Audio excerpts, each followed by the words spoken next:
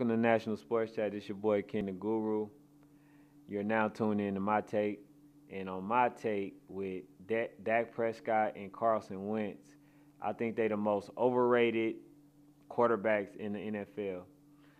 I had this debate with a friend, and they told me that Carson Wentz is a much better quarterback than Nick Foles, and they told me that Dak Prescott is a good quarterback, and he's very good. Now, listen, neither of those quarterbacks will ever win a Super Bowl ring.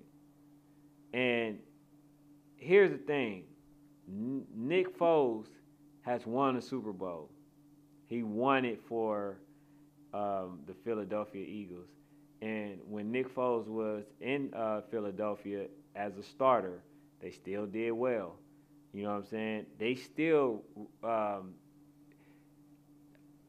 relying on hope when it comes to Carson Wentz, because he still hasn't proved anything. A lot of people say, oh, well, he did this, he did that. Look, man, I'm going to tell you this. He's not a winner at the end of the day, right? They barely went to the playoffs.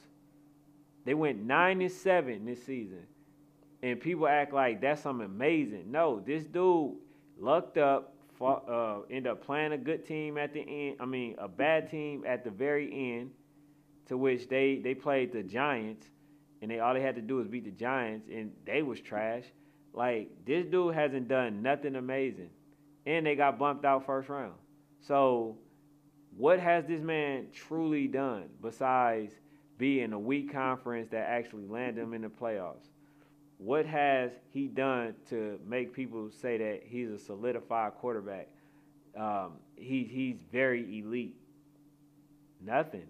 I mean, I'm trying to get him the benefit of the doubt, but I've been saying that. Like, I look at quarterback, I don't go by what other people tell me. I go by my own eye test. And from what I've seen, the man, he's not it. He's not the goods. You know what I'm saying? I would really draft another quarterback. I will mold that quarterback, and I will replace Carson Wentz, because he's not a good quarterback. Now, let's go to Dak Prescott. Dak Prescott is a quarterback. He's a good interim quarterback, if you will. He's a person that's great at a backup. He'd be one of the best backup quarterbacks, but he's not an elite quarterback. He's not going to get you to the Super Bowl, neither. He's not going to give you 300-400 yards every game.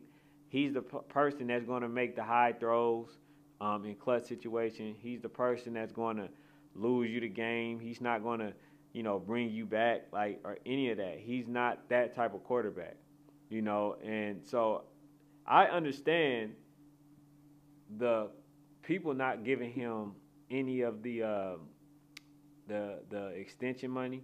Like, I understand that, because a lot of times they get the money and then all of a sudden they don't do well.